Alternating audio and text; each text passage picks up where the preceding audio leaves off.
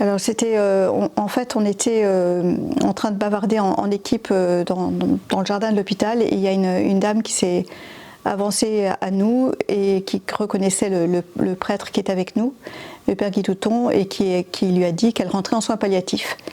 Et on a accompagné cette femme qui avait été très peu catéchisée et qui a demandé, qui a fait en quelques jours un cheminement de foi en posant des questions sur la confirmation, en souhaitant prier aussi pour les siens. Puis après, elle souffrait beaucoup, donc on n'a pas pu la visiter pendant quelques temps.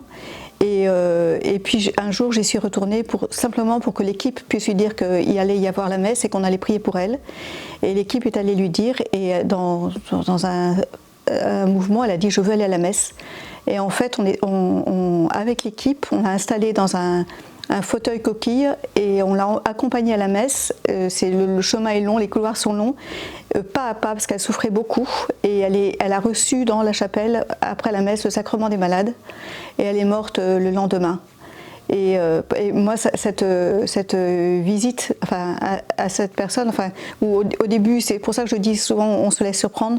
Au début, je ne pensais pas la visiter ni la voir, parce que les temps d'avant, elle ne pouvait pas nous recevoir.